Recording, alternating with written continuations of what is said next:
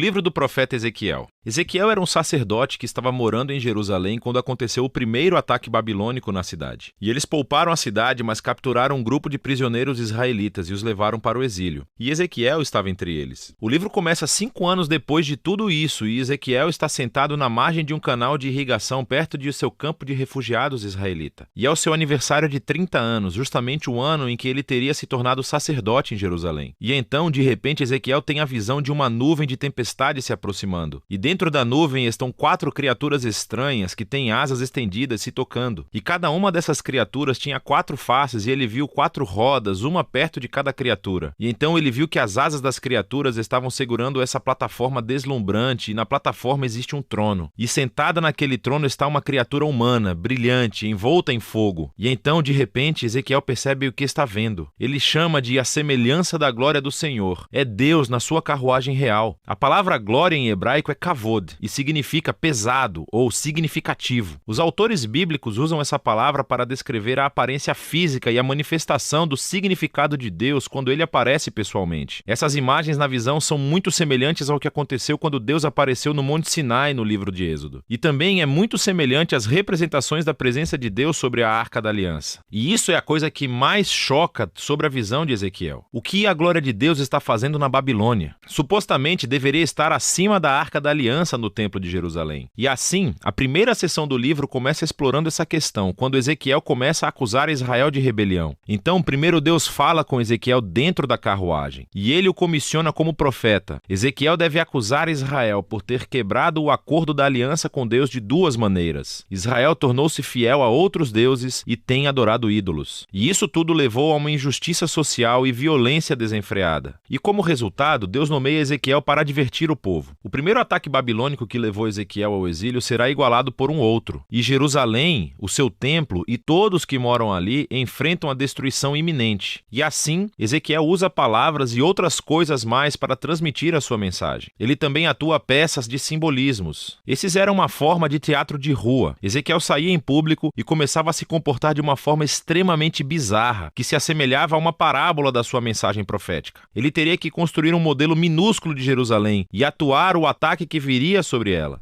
Ou deveria raspar todo o cabelo e depois cortá-lo com uma espada. Ou, o mais extremo, deveria desempenhar o papel de bode expiatório no dia da expiação. E teve que se deitar de lado por mais de 1 ano comendo comida cozida em cima de cocô, como um sinal da comida desagradável que as pessoas teriam que comer durante o cerco de Jerusalém. E talvez o mais desalentador de tudo seja a má notícia que Deus deu a Ezequiel, que ninguém iria ouvi-lo. Israel o rejeitaria por causa de seu coração rebelde e duro. E isso lembra a descrição que Moisés fez do povo após as rebeliões no deserto, quando ele previu que o exílio um dia aconteceria e Ezequiel teve o infeliz privilégio de ver tudo acontecer. E então Ezequiel, desanimado, começa a executar a sua tarefa. E depois de cerca de 1 ano, ele tem outra visão, e esta é sobre o templo. Ele faz uma turnê virtual pelo templo e vê o que está acontecendo lá na sua ausência, e isso não é bom. No pátio externo, em frente ao templo, ele vê uma estátua gigante e inativa, e ele vê os presbíteros de Israel adorando outros deuses,